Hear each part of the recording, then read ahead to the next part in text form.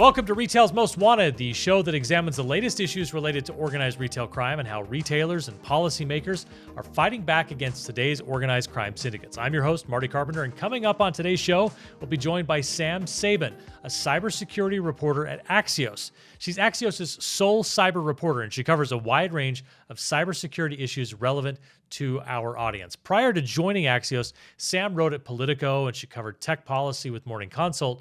With her extensive background in tech and cybersecurity reporting, Sam brings valuable insights to discussions on organized retail crime and its intersections with cybersecurity threats. It's a really interesting conversation. It's coming up right after this word from our sponsors.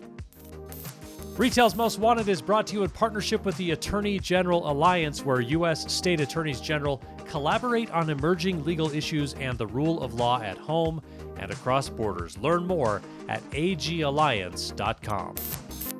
Retail's Most Wanted is brought to you in partnership with LVT, securing physical environments through intelligent automation. Learn more at lvt.com. That's lvt.com. Sam, thanks for spending some time with us. We've mentioned a little bit as we were getting warmed up here that we're kind of Axios fanboys at our shop and like it. So I want to do this. I want to do this smart brevity style. Okay. So you spoke today at NRF Protect on cybersecurity. So I kind of get the headline, but why don't you tell me one big thing from your presentation today?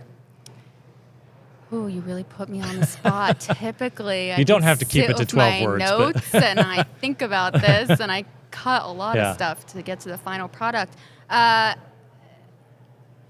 thing that's coming to mind for me, one big thing, no matter the sector, every CISO is dealing with the same issue, right? They're dealing with how do I tackle the same threat day in and day out that I've been dealing with for years, but where the hackers or threat actors or whoever has just changed tactics, has just morphed it a little bit, right? The number of panels I'm in where people are still talking about ransomware, and it's been over a decade of ransomware, and all that's really changed is just extortion tactics and maybe some of the technical stuff that I am not an expert in.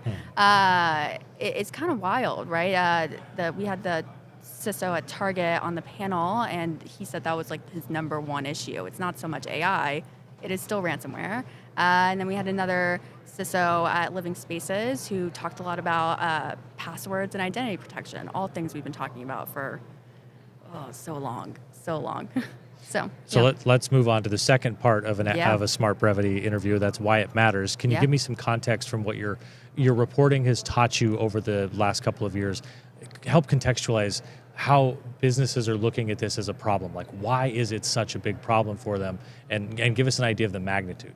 Yeah, I mean, it's going to be hard to mark the magnitude. In part, I'm going to fumble all the numbers and the number of attacks, right? But, it would be probably why it matters. It's just a problem that plagues companies, right? And in some cases, they lose online services for several days. If we're talking about retailers specifically, we can broaden that out. Every week there's a new hospital attack that I'm looking at. I don't even have the bandwidth to cover every single hospital attack these days, which is kind of wild to think about, considering that can lead to ambulances not being able to get people to the facility in time or having to divert to a different hospital, schools that have to cancel classes.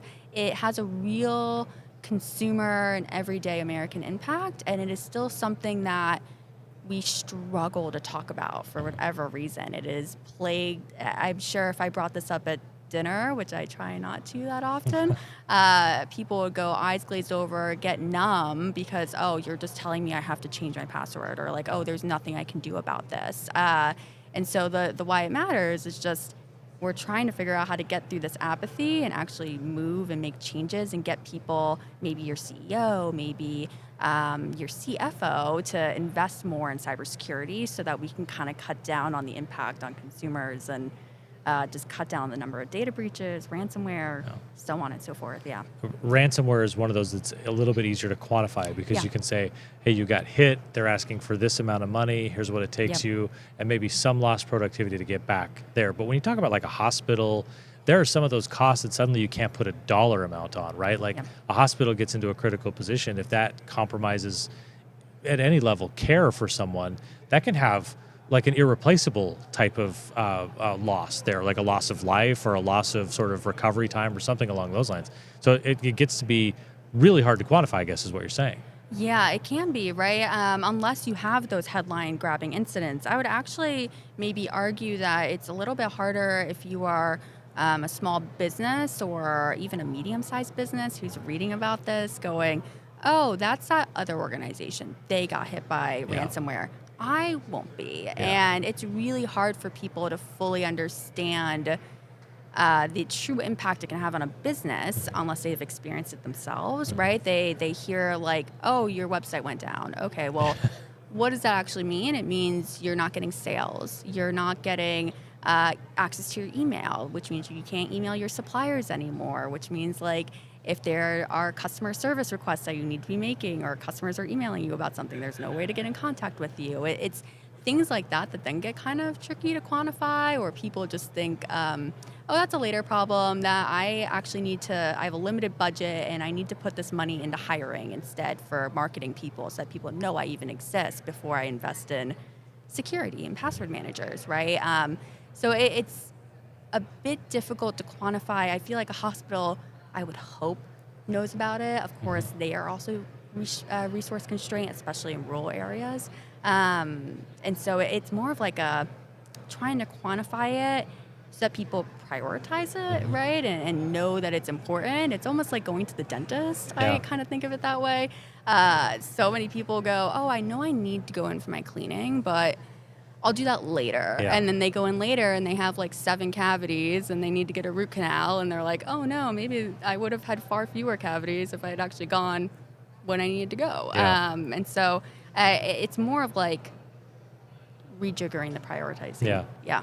We talk a lot on this podcast about organized retail crime, and one of the things that jumps out to me in a lot of these conversations is the fact that don't think of it as just organized retail crime. That's part of a larger crime syndicate where they are using retail theft to fund drug trafficking, human trafficking. And I had never really thought about this until something you just said a minute ago, that I wonder to what extent do we think of cybersecurity criminals as like a guy in a hoodie in a dark room, or maybe even in his parents' basement, or a nation state that's trying to cause harm to the United States.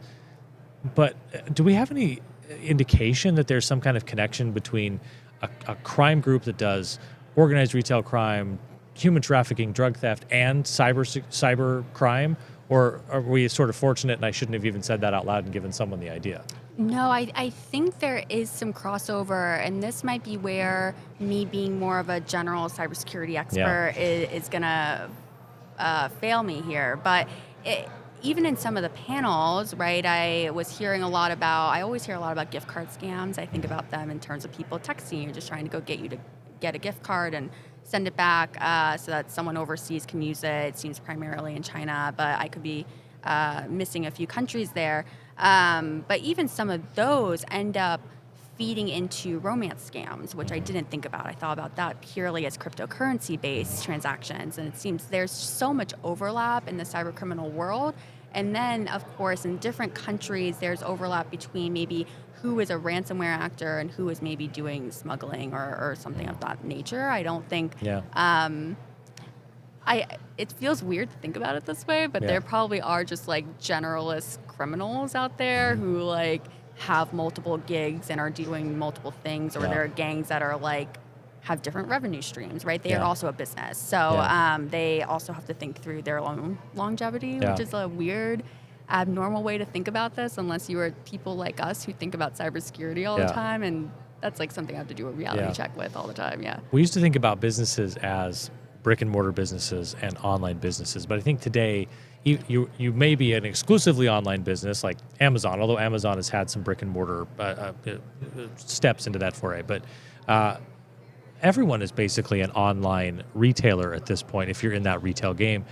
What challenges do you see that maybe cross the border, whether you're like, what are you hearing from business leaders who say, hey, maybe I'm a brick and mortar person who has to do online sales as well, or maybe I'm solely online, but what are the challenges that they all face regardless of which of those two camps they fall into? Yeah, I think 2 things immediately came to mind, and I'm sure there's so many more than that. Actually, I just thought of a third. So there are definitely more than that. The first one, I think a lot about identity protection, right? How do you, even if you are someone who's in a physical location, you have to log into your system some way, some shape and form.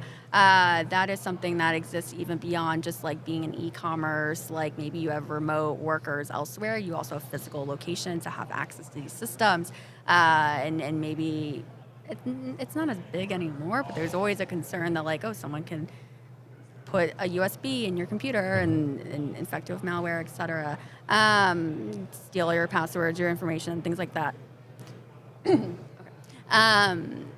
The other one that comes to mind is I'm thinking a lot about like, and this gets back to your question about, you know, the cyber criminal gangs who maybe are doing a bit of online stuff and in person. I've heard so much about like gift card tampering, so much about just how do you monitor people who are coming in. Gift cards are like take so many different forms in their scams, right? It's you can have someone go in, buy a gift card. It seems innocuous, right? Like a little old lady's just coming in, buying her gift card. Maybe it's for her grandchild. She's going to ship it out. Yeah. You don't want to question them.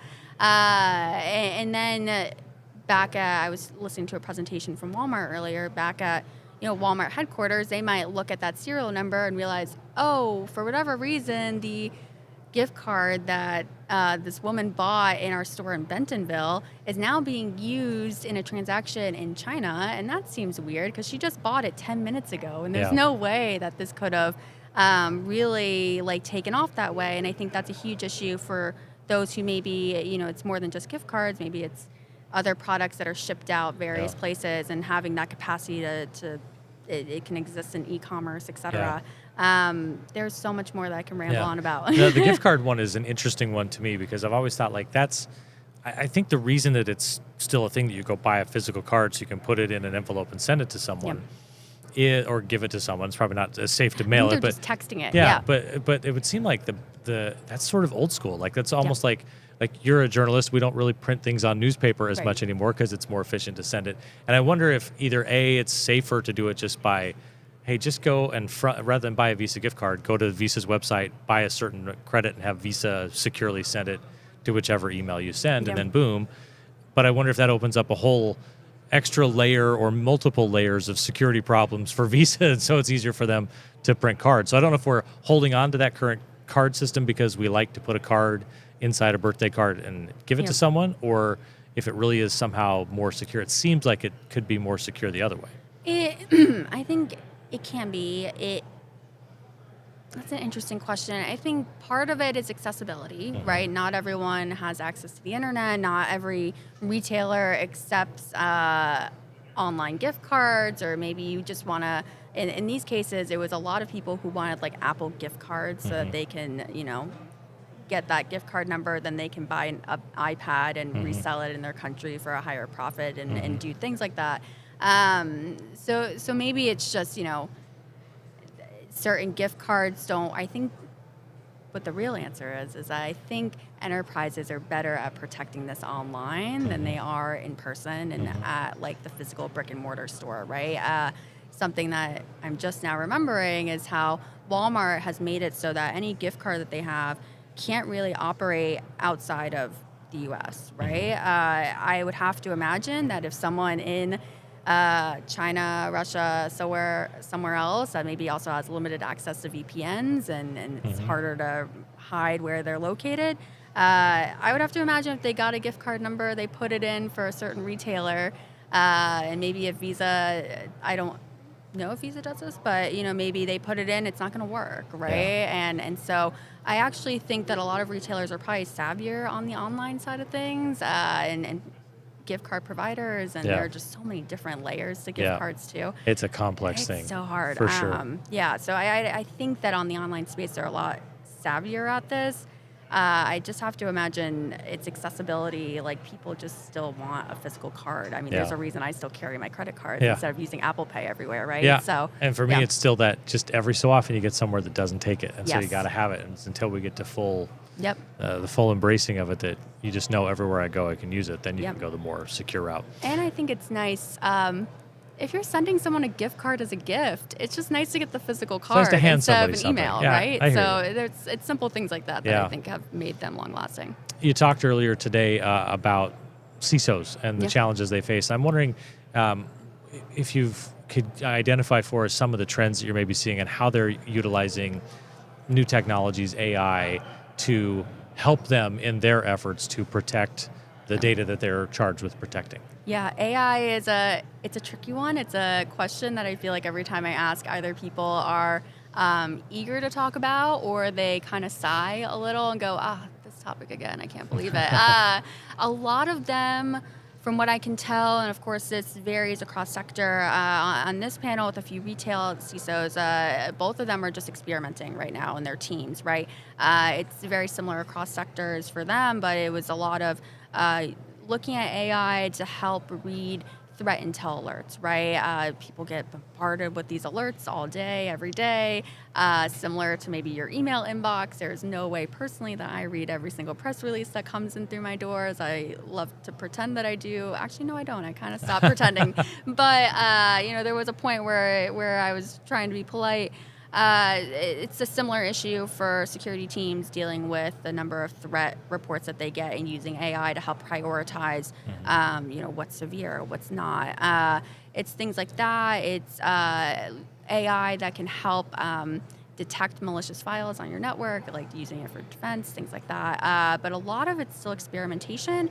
And I think what I have found kind of refreshing about this conversation compared to maybe other emerging technologies that we've talked about is that there seems to be a lot of level setting in terms of how we talk about AI, right? It's less about let's just go all in, full throttle, it's going to be amazing. A lot of the conversation, especially on the panel that I just did with Target and Living Spaces, it was a lot of let's see what happens, right? Let's take a deep breath. And there was no doom and gloom in that conversation, which was nice. There was no one who thought AI is going to make the threat actors so much savvier. The way one person put it was that all AI, generative AI especially, is going to do is make the D players B players, right? And maybe that's just the name of the game, right? Yeah. You're already fighting the B players. It's the same playbook. So, it's a very level set, like, let's see what happens. It's almost like people are waiting to see what the cybersecurity vendors do with their products in AI before they, like, go all in and invest in this. And so, that's kind of how CISOs are really thinking through AI, and that is, like, that alongside ransomware, et cetera, are, like, the top stuff for them. Yeah. If our audience wants to follow your coverage of this stuff, where do they find you on X? I'm still trying to get into that habit. And where do they follow you and go subscribe to your newsletter as well? Yeah. You can follow me on X. I am reluctantly still there. So LinkedIn is actually a little bit better, and that's not a joke. So you can just look for me. It's Sam Sabin. I work at Axios. You can also subscribe to the Codebook newsletter. That's the best way to follow my work. It comes straight to your inbox Tuesday and Friday. They can go do that at Axios.com? Yes, they can do that at Axios.com, or you can just Google Axios Codebook, and that's the name of the newsletter, and find it that way. And I have links across all of social media pubbing it. So awesome. Come follow it. Yeah. Well, we identified one big thing. You told us why it matters. We went deeper. That's the Axios way, smart brevity. Sam Sabin from Axios, thanks so much for taking some time. We really appreciate it. Thanks for having me. Yeah. That's it for this episode of Retail's Most Wanted. Thanks to our presenting sponsors, LVT and the Attorney General Alliance. Don't forget, hit that subscribe or follow button so you can catch each new episode. We drop a new one every 2 weeks. We're also on X, LinkedIn, and YouTube. Links to all of those are in the show notes below. Thanks for being with us, everyone. And as always, keep up the good fight.